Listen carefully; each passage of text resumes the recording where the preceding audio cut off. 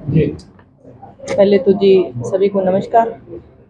और जो आज की हमारी प्रेस कॉन्फ्रेंस है, वो जो कल सीएम साहब ने जो प्रेस कॉन्फ्रेंस की है कि जो सरपंचों को उनके अधिकार देने का जो उन्होंने काम किया है, तो ये जो सीएम साहब ने जो प्रेस में बोला है ना, ये हमारी मांगे नहीं थी।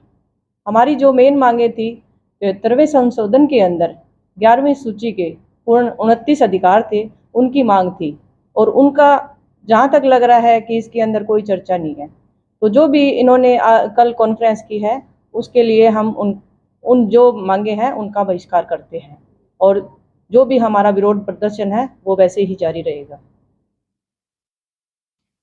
तो क्या मुख्य मांग ई टेंडरिंग का जो उन्होंने 2 लाख से 5 लाख कर दिया है, ये देखिए, सभी के सामने तो ये आ रहा है कि सरकार ने 2 से बढ़ा के 5 कर दिया, तो हम 2-5 की बात ही नहीं करते ना। हम तो हमारे पूर्णतः जो अधिकार है वो मांग रहे हैं। देखो, जहाँ तक लग रहा है सरकार अपनी तानाशाही नीतियों पे उतरी हुई है, और जो प्रदेश की जनता है उसको गुमराह करने की कोशिश कर रही है। तो मैं आपके माध्यम से सरकार को ये बता देना चाहती हूँ कि ये अपने जो तौर तरीके हैं वो ना आजमाए, क्यों जो देश की जनता है ना, वो समझ चुकी है कि अपने जो भी हमारे अधिकार है वो छीन कर अपने चहेतों को देने का काम कर रही है। तो ये जो आम ग्रामीण है वो कोई भी बर्दाश्त नहीं करेगा। और रही बात कल हम जैसे भी है, हमारा पंचकूला के अंदर प्रदर्शन रहा, उसमें हम पे लाठीचार्ज किया गया है। तो मैं आपके माध्यम से सरकार को ये चेतावनी देना चाहती हूँ कि ये तानाशाही नीतियां बंद करें, और जो हम कल 17 का विधानसभा का घेराव कर रहे हैं, उसके अंदर बहुत भारी संख्या में लोग जुड़ने वाले हैं हमारे साथ। मैडम, अभी कहाँ पेच फंसा हुआ है? मुख्यमंत्री ने भी अपना कुछ नरम रुख दिखाया है। देखिए, हमारी जो मांगे थी वो मेन मांगे यही है कि जो हमारे 29 अधिकार है वो पूर्ण रूप से हमें दिए जाए। मतलब एक ई टेंडरिंग की 5 लाख वाला मामला नहीं है, उसके अलावा भी और भी काफी मांगे हैं जिनके ऊपर ये पेच अभी फंसा। हाँ जी, हाँ जी। तो कल का जो घेराव है वो वैसे ही रहेगा? हाँ जी, हमारा जो भी है घेराव का है और विरोध प्रदर्शन है, हमारा वैसे ही जारी रहेगा। और हम जो भी है सरकार की जो भी कूटनीतियों पे उतरी है, हम उनका झुका के ही रहेंगे, किसी हद तक हम पीछे नहीं हटेंगे। अगर सरकार नहीं मानती है तो कितना आंदोलन ये लंबा चल सकता है? आंदोलन को हम लंबा चलाएंगे। और सरकार क्यों नहीं मानती, सरकार मानेगी। जहां तक लग रहा है, जो कल उन्होंने जैसे प्रेस कॉन्फ्रेंस की है, तो उसके अंदर देखिए ना, सरकार डरी हुई है। जहां तक है वो प्रेस नोट जारी कर दिया उन्होंने।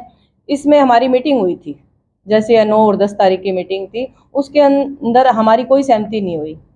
ये तो वही होगी ना, तानाशाही नीतियां हम पे थोपने का काम कर रहे हैं। कई बार आप लोगों को वहां बुलाया भी गया, फिर बिना बुलाए मुख्यमंत्री वहां से करनाल की ओर निकल गए, आप 2 घंटे वहां इंतजार करते रहे सचिवालय में। देखो, हमें बुलाया भी गया, 9 तारीख को भी बुलाया गया था। चलो, हम मीटिंग करने के लिए गए। क्यों? कि जो वार्ताएं बैठ के हो सकती हैं तो वो दूर रहने से नहीं हो सकती। क्योंकि मेन मकसद, हम यहाँ से गए थे, हम पॉजिटिव विचारों के साथ गए थे, हमें हमारे अंदर पॉजिटिविटी थी, हम पॉजिटिव ही करके आते। पर जो हमारी मांगे थी उन पे जो सीएम साहब ने गौर नहीं किया। और फिर भी कोई भी ई टेंडरिंग की आज बात कर रहे हो आप, ई टेंडर की भी बातें बहुत लंबी चली थी।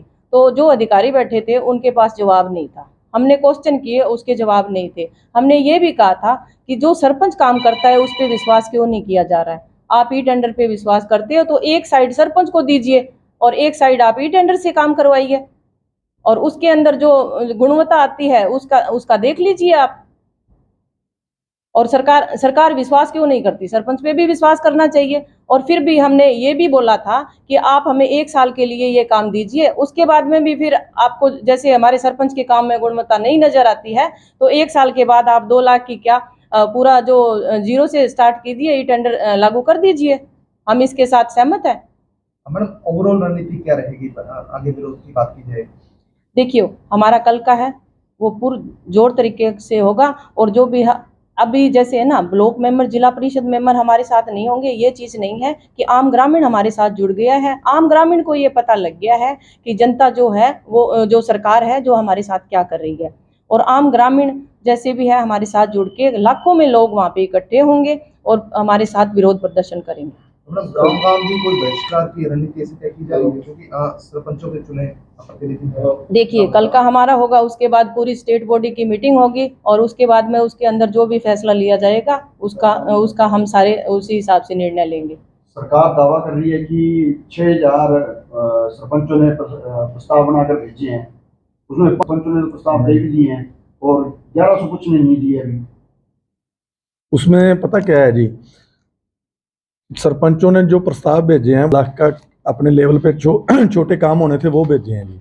तो सरकार ने एक्शन ऑफिस में क्या किया, उसको जैसे एक गांव के 3-4 प्रस्ताव थे उनको क्लब कर दिया, उन्होंने क्लब करके उनको इकट्ठा करके भेज दिया इन्होंने। तो वो इस लेवल पे छोटे प्रस्ताव गए हैं, ना कोई बड़ा प्रस्ताव, 2 से ऊपर कोई प्रस्ताव नहीं गया था अभी तक। तो ये तो सरकार ने एक ठीक है, उन्होंने भी अपना बायोडाटा पेश कर दिया कि हमारे पास इतने प्रस्ताव आए हैं। बड़ा प्रस्ताव तो अभी तक उनके पास गया ही नहीं कोई अभी तक ही। सरकार कह रही पैसे भी इनके खातों में डाल दिए हैं कि 14 दिन बचे हैं, लैप्स हो जाएगी राशि। नहीं, वो कोई नहीं जी, इनका चंडीगढ़ ट्रेजरी ऑफिस है जो इनका बैंक है, चाइल्ड वेलफेयर बैंक है, वो सारी जो राशि है वहाँ पड़ी है। कोई किसी पंचायत के खाते में 1 रुपये नहीं आया।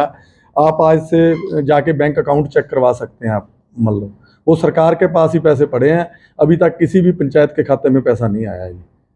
तो ये तो सरकार शरेआम गुमराह कर रही है।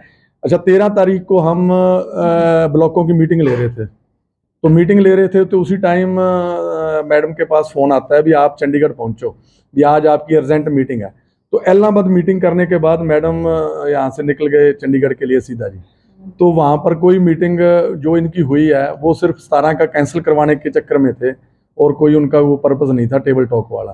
तो जब उनको पता भी ये हमारी स्टेट लेवल की जो कमेटी है हमारी नहीं मानी, तो उसके बाद उन्होंने कल अपना वो राजनीतिक चल दिया, जो आप कह सकते हैं चाल चल दी। देखो, वहाँ जब मैं गई थी 13 तारीख को मेरे पास मैसेज आता है, मैं इलाहाबाद हल्के में थी और वहाँ पे जो भी मीटिंग थी हमारी ब्लॉक के अंदर, तो वहाँ पे थी। उसके बाद में मेरे पास मैसेज आता है, सरकार के जो भी आगे थे उनका मैसेज आता है। उसके बाद में मैं MLA हॉस्टल पहुँचती हूँ और वहाँ पे मेरे सामने आते हैं। फिर जब भी फ़ोन आया मेरे पास कि आप CM आवास पे आइए, तो मैंने वहाँ पे उनको मना किया कि नहीं, मैं MLA हॉस्टल हूँ, आप इधर ही आइए, यहाँ पे बैठ के बात करेंगे। उसके बाद में तरुण भंडारी जी आते हैं हम, और एक जो जवाहर यादव जी वहाँ पे आते हैं, उनके साथ हमारी वार्ता होती है। उन्होंने हमारे पे प्रेशर डालने का काम किया कि आप जो हमारी जो पीछे की मांगे थी उनको स्वीकार कीजिए, जो भी मुख्यमंत्री जी के साथ आपकी मीटिंग हुई है उनको स्वीकार कीजिए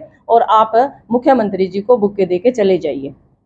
इस पे सहमति जताने का काम किया था। इनका दूसरा जो मेन मकसद यही था कि इनका मीटिंग का कुछ नहीं था, हमें जो, और वहाँ पे हमने एक मैसेज डाला, मैंने मेरे ग्रुप में जो 25 सदस्य कमेटी थी उसके अंदर सारे हमारे जो भी 25 सदस्य कमेटी के जो मेंबर थे वो वहाँ पे पहुँचे। तो फिर बाद में से बात ये निकल के आती है कि इन्होंने सभी को फ़ोन कर रखा था। क्योंकि जहाँ तक लग रहा है सरकार अपनी तानाशाही नीतियों पे उतर रही है और जो भी हमारा संगठन है उसको फाड़ने का काम किया इन्होंने। वो शुक्र है हम एक मैसेज पे सबको, मेरे पे विश्वास था और वहाँ पे पहुँचे। उसके बाद में ये खुलासा होता है कि इन्होंने हमें फाड़ने की कोशिश की थी। इनकी यही रणनीति थी कि ये जो इनका संगठन है इसको फाड़ दिया जाए, और जो इनका 17 तारीख का जो है उसका जैसे क्यों इन्होंने 11 तारीख का हमारा कैंसिल करवा दिया, वहाँ पे मीटिंग बना के उन्होंने रखा हमें। और यही इनकी अभी जो कूटनीति थी ये भी थी कि 17 का जो इनका है आंदोलन है इसको कमज़ोर किया जाए किसी तरह।